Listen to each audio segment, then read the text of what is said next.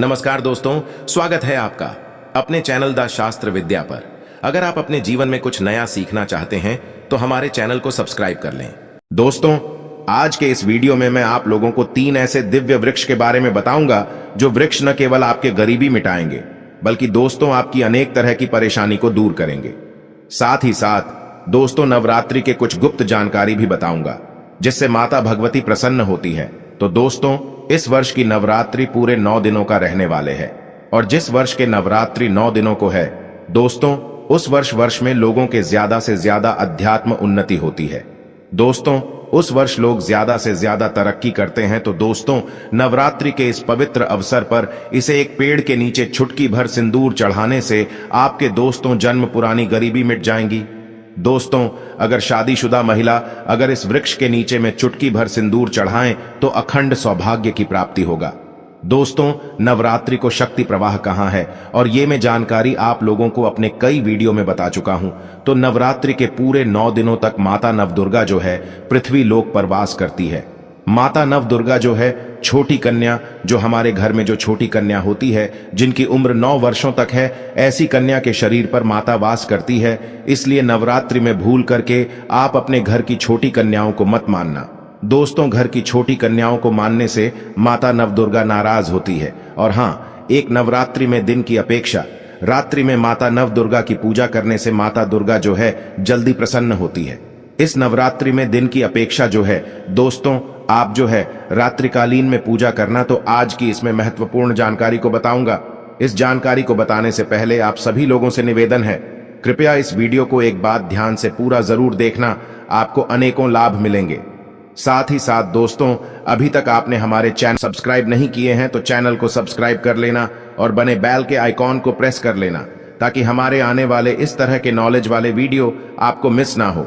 और दोस्तों, comment box में जय माता दी लिखना ना भूलना। जो भी भक्त कमेंट बॉक्स में जय माता दी लिखेंगे, माता रानी से प्रार्थना करेंगे कि माता रानी उनकी मनोकामना शीघ्र पूर्ण करें। दोस्तों, पिछले वर्ष की वीडियो में हमने अपने इस चैनल में अनेक जानकारी आप लोगों को बताए थे, जिस जानकारी से बहुत सारे लोगों को लाभ मिले और लोगों की गरीबी भी मिलते थे। लंबे समय से रुके मनोकामना पूर्ण हुए थे। दोस्तों, नवरात्रि में पेड़ पौधे पर देवी देवता वास करते हैं क्योंकि वृक्षों को ईश्वर का स्वरूप कहा जाता है। भगवान श्री कृष्ण ने भी गीता में अपने आप को पीपल का वृक्ष बताया है। दोस्तों, 3 ऐसे दुर्लभ वृक्ष के बारे में आज की इस वीडियो में बताऊंगा जिस वृक्ष पर मां जगदंबा साक्षात नवरात्रि में वास करते हैं। इसलिए इस वृक्ष की जड़ों पर सिंदूर चढ़ाने से माता नवदुर्गा माता भगवती तत्काल प्रसन्न होती है। अगर जिनके पति बीमार हो, ऐसे महिला अगर इन वृक्ष की जड़ पर सिंदूर चढ़ाएं तो उनके पति अति शीघ्र स्वस्थ होकर के दीर्घायु हो जाएगा। और जो व्यक्ति मनोकामना बोलकर के इस पेड़ के नीचे सिंदूर चढ़ाएगा उन मनोकामना जरूर पूर्ण होगा, इसमें संदेह बिल्कुल नहीं है। दोस्तों, नवरात्रि ही एकमात्र ऐसा समय होता है जिस समय किए गए उपाय जिस समय किए गए के कभी भी फल नहीं जाता और कम ही समय में अपना पूर्ण रूप से प्रभाव दिखाता है। तो दोस्तों, जिस दिन वृक्ष के बारे में मैं आप लोगों को बताने जा रहा हूं, इस परीक्षा के नाम इस तरह है और यह वृक्ष आपके घरों के आसपास में बहुत ही आसानी से मिल जाएंगे। इस वृक्ष को की कोई जरूरत नहीं है, सभी व्यक्ति के घरों के आसपास में प्रायः यह वृक्षा मिल जाते हैं। तो इसमें वृक्ष के नाम बताऊंगा, इनके महिमा बताऊंगा कि नवरात्रि के समय में वास्तव में इन वृक्ष की पूजा क्यों करें, इसके चलते कैसे हम सिंदूर चढ़ाएं के समय सिंदूर चढ़ाना चाहिए, दिन में चढ़ाएं, रात में चढ़ाएं, संध्या काल के समय चढ़ाएं और चढ़ाने का नियम क्या है। सारे जानकारी को पाने के लिए वीडियो को ध्यान से सुनना है और इस वीडियो को आधे अधूरे छोड़ करके नहीं जा, ने आधे अधूरे ज्ञान व का विनाश का कारण होते हैं। आधे अधूरे ज्ञान को प्राप्त करने से पाप भी लगते हैं, इसलिए वीडियो को पूरा देखना है। प्रथम वृक्ष दोस्तों, शमी के वृक्ष। दोस्तों, शमी के वृक्ष को माता के ही स्वरूप समझा जाता है। आपने देखा होगा कई लोग मन्नत मांग करके शमी के वृक्ष पर नारियल और चुनरी बांधे हुए होते हैं।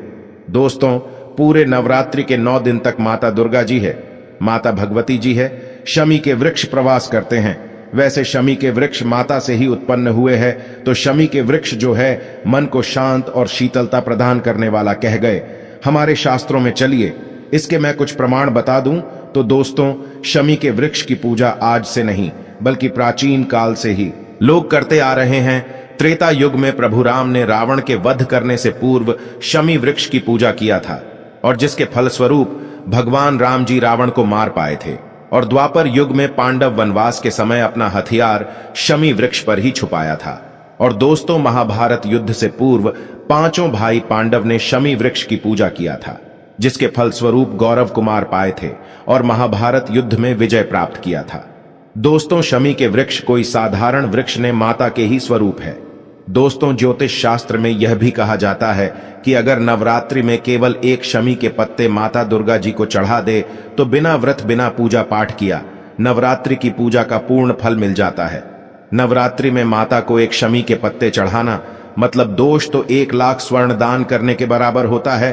तो नवरात्रि में दोस्तों आप जो है माता नव दुर्गा को शमी के पत्ते चढ़ाना ना भूलना। दोस्तों, नवरात्रि में शमी के पत्ते चढ़ाने से इस जन्म के पाप मिटते ही मिलते हैं। पूर्व जन्म के पाप और दोषी समाप्त हो जाते हैं। नवरात्रि में शनि की जड़ पर कच्चा दूध चढ़ाने से स्थायी लक्ष्मी की प्राप्ति होता है, अर्थात दोस्तों ने समाप्त होने वाला धन की प्राप्ति होता है। शनि की जड़ पर सरसों के तेल का दीपक शाम के समय जलाने से खतरनाक शनि की 7.5 या ढैया और पवनी दशा समाप्त हो जाता है, क्योंकि दोस्तों शनि ने माता को ऐसा वचन दिया है। और दोस्तों, शनि महाराज आज भी शनि के वृक्ष पर वास करते हैं। तो दोस्तों, में संध्या काल के समय घी का दीपक जलाकर के वृक्ष की जड़ पर आपको लाल कलर की सिंदूर चढ़ाना है। तो दोस्तों, इससे आपकी मनोकामना पूर्ण होगा एवं वर्षों पुरानी आपकी गरीबी मिटेगी। और यह जो मैं जानकारी बता रहा हूं, बात बता रहा हूं दोस्तों, यह हवाई बात नहीं, शास्त्र में इसके अनेक प्रमाण हैं।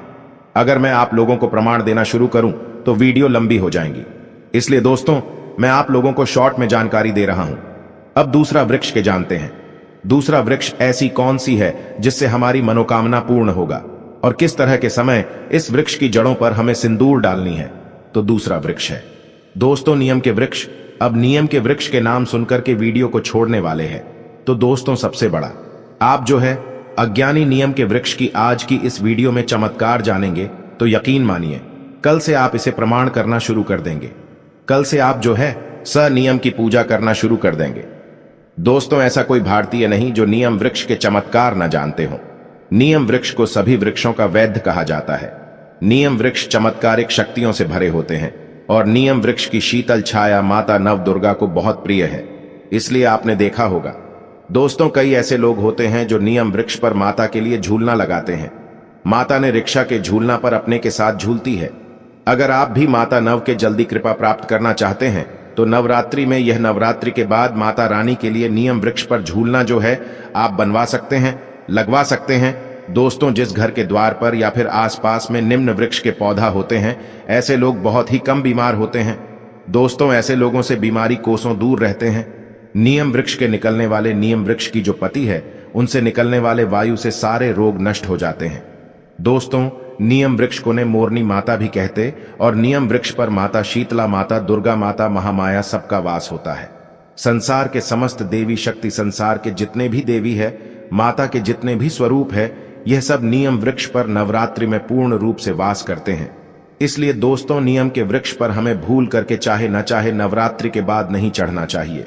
नियम वृक्ष पर चढ़ने से पाप लगता है। तो दोस्तों, नवरात्रि के किसी भी दिन आप जो है नियम वृक्ष की जड़ पर लाल कलर की सिंदूर जरूर चढ़ाना। दोस्तों, इससे मनोकामना पूर्ण होता है। परंतु दोस्तों, आपको नियम वृक्ष की जड़ पर कौन समय आपको सिंदूर चढ़ाना है वह भी जान लीजिए। तो आपको संध्या बेला में चढ़ाना है, जब न दिन हो न रात हो। दोस्तों, नियम वृक्ष पर मन्नत मांग करके चुनरी भी लोग मानते हैं। आप भी नवरात्रि में मन्नत मांग करके इस नवरात्रि में नियम वृक्ष पर चुनरी जरूर बांधे। और नवरात्रि के बाद आप देखना दोस्तों, अगर चुनरी बांध देते हैं तो आप मन्नत जरूर पूर्ण होगा। दोस्तों, ऐसा शुभ समय आप अपने हाथों से मत जाने देना। नवरात्रि के किसी भी दिन आप जो है ये उपाय कर सकते हैं। नियम वृक्ष की जड़ पर सिंदूर आधा सकते हैं या फिर निर्मम रिक्शा को चुनरी बांध सकते हैं। अब जानते हैं तीसरे वृक्ष के बारे में। दोस्तों, यह तीसरे वृक्ष स्वयं माता के ही स्वरूप है। दोस्तों, तीसरे वृक्ष है वो है बेल के वृक्ष। थोड़ा ध्यान से सुनिए दोस्तों, स्कंद पुराण में बेल के वृक्ष को मां भगवती के ही स्वर पर बताया है। मां आदिशक्ति ने जनमानस के कल्याण के लिए बेल के वृक्ष के रूप धारण किए थे। दोस्तों, बेल के वृक्ष पर समस्त तीर्थों का वास होता है। अगर नवरात्रि के समय में दोस्तों बिना तीर्थ गए अगर नवरात्रि के समय में बेल की जड़ की मिट्टी माथे पर अगर कोई लगाते हैं तो तीर्थ स्नान और तीर्थ भ्रमण करने के बराबर पुण्य मिलता है।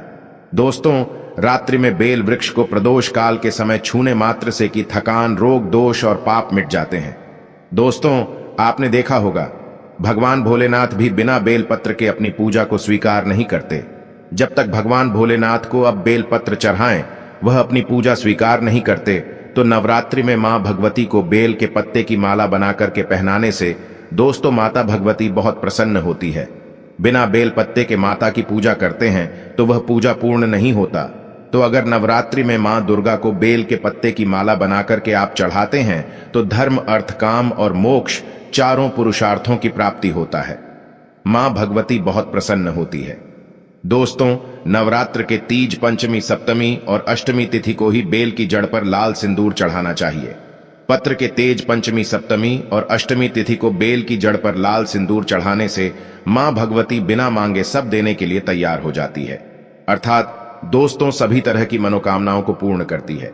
तो ऐसा उचित समय आप जो है अपने हाथों से मत जाने देना। दोस्तों, इस वर्ष के नवरात्रि का भरपूर लाभ उठाना। और हाँ, हमने 3 वृक्ष के बारे में बताएं। इन 3 वृक्ष में से किसी एक वृक्ष की जड़ों पर आप जो सिंदूर चढ़ा सकते हैं, अगर तीनों वृक्ष की जड़ पर सिंदूर चढ़ाएं, मनोकामना पूर्ण होने से ब्रह्मांड की कोई भी शक्ति नहीं रोक पाएंगे। तो दोस्त, यह जानकारी कैसा लगा आप हमें कमेंट सेक्शन में जरूर बताइए और कमेंट बॉक्स में जय माता दी लिखना ना भूलें। इस वीडियो को आगे शेयर करना ना भूलना। जो भी भक्त इस वीडियो को आगे शेयर करेंगे उनके मनोकामना माता भगवती जरूर पूर्ण करेगा। तो दोस्तों, आज की जानकारी बस इतना ही। दोस्तों, वीडियो को आखिरी तक देखने के लिए आप सब मित्रों का, आप सभी दर्शकों का बहुत बहुत धन्यवाद।